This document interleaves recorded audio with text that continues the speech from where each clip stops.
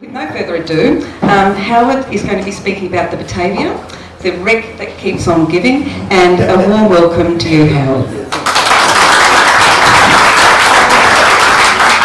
Thank you, Jenny, and thanks for the opportunity to talk a little bit about a topic. I'm not going to tell the Batavia story, you all know that, but that actually, Joe, we'll get going, has permeated so much of the local culture, I guess the local heritage and everything we looked at, and I just sort of go through and look at the various ways in which that whole thing's developed over the centuries and where we're at today and where it might go into the future. So let's see how we go. I've struggled with trying to come up with a title for this, wreck but not forgotten. I had the wreck that keeps on giving, and I thought, oh, hang on, that doesn't sound quite right. So, over 200 people died in this wreck. But wreck but not forgotten maybe captures some of the essence of it. Maybe you can come up with something better. Away we go. So, the wreck, 4th of June, 1629, and some 15 or so years later, the Journal of Pelsart was put together into this part of this book, which actually tells 3 stories, which you can think of as the unfortunate voyage, or the unlucky voyage, of the ship Batavia, and that captured the imagination of the Dutch. At that stage, the Dutch golden age, where the spices were bringing in heaps of money, and the Dutch had conquered the Portuguese and the English and Spanish and whatever, and this captured so much of that, and so much romance involved, so much bloody history involved, and so on. So it was a really, really evocative thing, and part of that, of course, was that the way it captured that was through these copper engravings which tell the whole story. And here you can see the ship wrecked and trying to be ketched off and such like. And here's the mast cut down. And I guess in those days, not everybody might have been literate, but these really captured the scene. We don't really know how this came about, because they're not bad actually, the way they actually show it all. So somebody was obviously involved who was there at the time. And I was thinking last night, maybe we should actually look a little bit more closely at the story it tells, because there's a fair bit of accuracy comes into it. So here they are, they're out on getting people off onto the islands away from the wreck. And the lithographs tell this story, and putting up some little tents, searching for water around the islands, not finding any, so Pelsart went off with 50 others up to Indonesia. Took a while for him to get back 3 months before he got back. The Geronimus, of course, Cornelius, the bad guy, decided he'd take control, put the soldiers off without their weapons onto the high island, so you can see all the soldiers being marched off, and then, of course, there was a lot of bloody mayhem that resulted back on Beacon Island, where they murdered a lot of people there, then across on Seals Island and Traitors Island, and so it captures all of that in these dramatic scenes. And perhaps there's little scenes in the background, to show us a little bit about, the way they were living and how they used to sailcloths and such like to survive, and the wreck disintegrating down on the reef. So there's a lot of detail in this that tells the story as we go through. Some managed to escape off to where Webby Hayes and the soldiers were and tell the story, and of course then Geronimus and his men came over with the muskets and tried to take control. I was looking at this today, Lee, see the morning stars on the end of the sticks there, we've got the actual morning star, the lead bit of that's in the museum, I think, up in Geraldton. So a lot of these things collaborate, a lot of things that we know about the story. And then of course we've got the Sardam coming back with Pelsart on it and taking Geronimus and the others captive, and of course eventually they're all put on the gallows, hands chopped off, this little cluster of hands around the bottom of it, dragged up onto the top and left swinging in the breeze. And, so you can see how this just captures the whole story so fantastically, and how it would have really permeated things right back there in the Dutch era. The book was translated into French, and over the next little while it came out in an English version, John Harris, 1705. So this, by then, of course, had was part of a number of voyages in this one, but sort of the story got, I guess, watered down a bit along the way and abbreviated and so on. But that's when it first came into the English, in English consciousness amongst that series there. And let's go. Oh, here we go. Okay. Going the wrong way. Which way is backwards, please? Huh? Okay. All these are different. So these guys, Wickham and Stokes, were sent out to survey the Abrolhos on the west coast in 1840 on the beautiful ship, the Beagle, which had been, of course, around the south with Darwin on it and so on. And these two hydrographers came out, and they obviously knew a little bit about the story because they came in, and then once again, where's John, who was talking about the charts, charts and things that relate to the ocean, also tell enormous amounts of stories. You can see here they've travelled up from the south and they've crossed over into here and done some surveying, headed off, charted over on the coast and come back, and all of these are where they've chucked a lead weight over and actually measured the depth of it and so on. So you can see what they actually got up to around there. But the thing that they did was that they assumed when they came to here, they found some wreckage here, that this is where the Batavia was wrecked. And hence, they put these names on: Pelsart Island, Pelsart Group, Batavia Road, where they anchored here for a little while, and Wreck Point down on the bottom end there. So all of those names came from their idea that the Batavia had in fact been wrecked there. At this stage, they were not aware that there were in fact two other groups of islands to the north. They weren't on any of the charts that were around. Just this was there from the Zeewood days, and then, so they came back later and got quite a surprise. Hey, there's all these other islands up here as well. But detail things. So the mystery of it sort of remained, and the story was around. We had a few things come out. The dates appeared in this book here, 1879, so it wasn't the Australian consciousness then. This magnificent book, The Captain General, by Gordon, 1891, that gave quite a dramatic account of it. And like a lot of authors that come along later, they changed all the circumstances to suit the narrative that they've got. But The Captain General, that's a terrific story. Ernest Furbank, who wrote Marooned on Australia, and of course this captured a little bit of the idea of these guys who were put ashore as part of their punishment, who were put ashore. So he picked up on that story and partly sort of picked up the idea that he thought was that the Dutch were trying to settle Australia. So that's a good one to follow through too, how they've actually interpreted the whole thing. In the 1800s, this fellow, Charles Edward Broadhurst, came along and started guano mining on Rat Island in the eastern group. And then the early 1890s, they moved down to the southern Pelsart group, where they started mining on Pelsart Island and then across to Gun Island. And on Gun Island, and you can see the process here, basically guano mining's picking up all of the old decayed bird droppings and remains and so on, shifting the rocks out of the way, sieving it out, bagging it up, and it got shipped off to Europe in tens of thousands of tonnes. And Charles's son Florence took over and made really quite a lucrative enterprise of it. But while they were over on Gun Island, they discovered a whole lot of these relics that were there, and also on Pelsart Island as well. And Florence Broadhurst got really interested in all of this stuff, and gathered it up. A lot of it apparently got scattered. You can see, skulls and pipes and all sorts of things come together there that he'd found. And he wanted to know more about this Batavia story.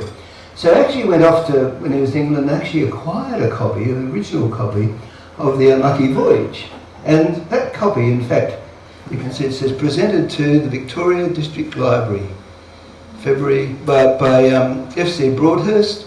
His firm have been working the guano deposits at the Abrolhos Group. And of course the Victoria District Library ended up becoming the WA Library. They figured we can't have it being called after, matching the name of the Melbourne Library. So that original copy is still in the, that copy is still in the West Australian Library. And So in terms of getting this into the public consciousness, apart from all that going around, and of course he was very involved in local social circles and such like, they got it translated, and it was actually then printed in the Christmas edition of the Western Mail in 90s, exactly what's the date there? 1897. And and that also went on and was broadcast or published over in the eastern states and so on as well. So the story is now getting really well known amongst the West Australian population, and quite dramatic story as told once again with these lithographs and things going through it. So all of the time along with it was going, everyone thought that the Batavia wreck was in the southern group. Malcolm, you ran quite a significant journalist in WA. He went across with mates and wrote this little book, Salamon's Ghost, and it talks about the Batavia and where it might be, and you can see it's got it down here, Pelsard Island and stuff, and tried a bit of intrigue around that one. Howard, that's your 10 minutes, like you asked to me go. to say. Frank Goldsmith, treasure lies buried here, once again investigating the same sort of idea. You can see the artists are getting into it, depicting the scenes it goes through. Shipwreck, Douglas Stewart, you might have had to study him at school. All these amazing pictures by Norman Lindsay. That was actually performed as a play in Sydney and Canberra and Melbourne. So this is in the 1940s. And of course then Henrietta Drake Brockman got involved in the story and hers, The Wicked and the Fair. That was a novel, quite a lot of descriptive dialogue in that, quite well done, and then later on she went right back into the history and put this Voyage to Disaster together, which actually tells in quite a lot of detail exactly what went down. And of course Henrietta's idea that the wreck wasn't down in the southern group, it's up in the east, what we call the Easter group, and more or less pinpointed where it was. And one of the local fishermen up there, guy on the end, Dave Johnson, when Hugh Edwards and his mates went looking for the wreck, said, "Come on, I'll show you where it is." And, so Max Kramer, this guy here, actually was one of the first to dive on it. Hugh Edwards then got together a big expedition. You see Hugh in the middle there and the other local guys. Here's Henrietta here. The Navy got involved as well, and they came and salvaged a whole lot of stuff in the mid-1963. And Hugh put a lot of that story together in this book that you know really well, Islands of Angry Ghosts. And Hugh as I passed away in May this year, at the age of 90. And so this is obviously he being with a newspaper reporter, with the Daily News and so on. This really sort of got this story totally embedded in the West Australian psyche. 1972, we get a little maritime museum built in Geraldton. That now is a bike shop because as an end result, of course, of a lot of, some movies were made. Bruce Bruce and Grundy film, Batavia, pretty grotesque. The museum got themselves organised and got this big party of archaeologists, excavated all of it, and so on. A remarkable amount of work done on it, and ended up with these amazing shipwreck displays. And ultimately a beautiful museum in Geraldton with the original of this arch and other things up there as well. So, it's just really permeated everything we think about the coast here. Along the way there in the early 80s, and I was thinking Rita probably can relate to this, if Rita's here today. Oh, sure she is. But,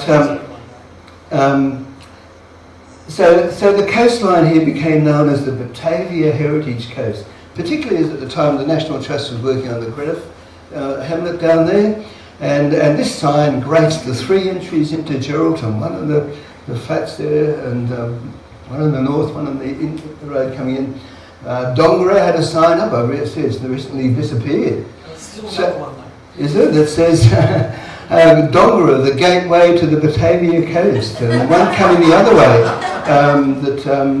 we've got Kalbarri, the northern gateway to the Batavia coast, and Geraldton, the centre of the Batavia coast. So this Batavia coast idea really was a way to capture a lot of this place, because, as I keep saying to people, we have some of the richest history there is anywhere in Australia. We've got all the Aboriginal stuff, we've got all this Dutch stuff, these wrecks and whatever, the colonial stuff, then we've got the railways, we've got all that pastoralism and so much history here, and gathered all together in this one region, which we can identify as the Batavia coast, I think is quite important. And so, in fact, it is referred to as Batavia Coast Tourist Way on the tourist maps of the time. And we find that the local region, in fact, in official documents, it's referred to as one of the 3 sub-regions, Batavia Coast, Murchison, North Midlands. So it's a really official thing. So many organisations use the name. You know, from the Batavia Motorhome Club, the Batavia Rockers, Fishermen, and whatever. So it's permeated the local culture. Businesses use it, you know, all of the time. Even Batavia Coast, anything you can think of, and there's probably 20 or 30 of those in town. But the Batavia Marina, so it's totally permeates the place, and everyone's pretty well got a good, reasonable idea on it, and away it goes. And of course, we've got the Batavia replica, built in the Netherlands, 1980s and 90s, came out to Sydney in 2000, and sailed around, hence it's flying, oops, go back again. There was a Batavia Opera, somewhere, it came to Perth, anyone see that? Yeah, it went for 3 hours. You can see the stage, how it all set up inside the ship. Magnificent Australian opera company. It won awards, but the one I like is one of the reviewers, she wrote, she said, "My husband had to stop me standing on my chair and shouting, 'Stop, stop, stop, I can't take it anymore.'" She thought it was just a terrible dirge, but went for 3 hours. But anyway, it won awards, so probably the only bit of opera that year, I guess, to enter the awards. But anyway, so that was quite a decent thing. The replica Long Bay, sort of classic little thing in Gelvin, sits near the museum there. It's going to be looking for a home soon. It's tied up again. Batavia Park, where we try and got Webby Hayes statues.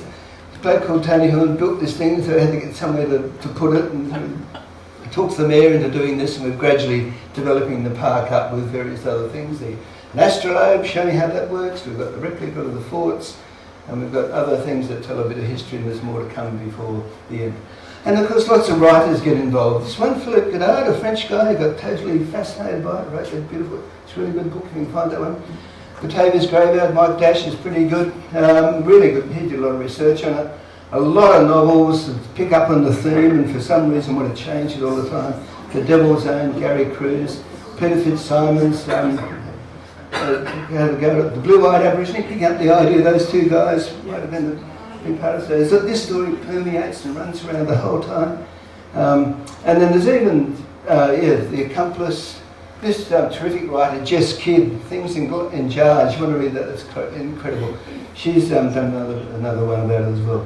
And some other crazy guy decided he wanted to write one as well. And you wonder, well, what more are you going to add to this whole story? But I guess my point was that I just thought a lot of these authors had never been to the islands, did not really portray the islands or what it might have been like to live through it. And also, along the way, they tell the story from all these different points of view. But if you're Lucretia stuck on Beacon Island, Batavia's Graveyard, you have no idea what's happening elsewhere and what would have that been like to live through that. So that's what I tried to capture in that. So historical reconstruction as accurate as possible to the facts. Scrimshaw, beautiful engravings on there. Jewellery, so everyone picks up on the theme. More artworks appearing all the time around it. And even, I think, to top it off, there's the Batavia Coast worm lizard. I think only 2 or 3 of this have been found, one in Dongara and one on the Abrolhos Islands, the Batavia Coast worm lizard. And the western buffalo brim, its scientific name is Cornelius, and the species bit of the name is actually because the guy who named it was relating to Cornelius in the Batavia story. So this little fish tells a little bit of the Batavia story. So here we go, yep. A lot of archaeology going on, just to finish this off. Numerous research and publications, diving on the wreck, visiting the sites. And so what are we going to do for the Batavia 400th? And even sooner, what are we going to do for the Zeewick 300th? A big story as well, with all this sort of stuff going on here. And Thank you.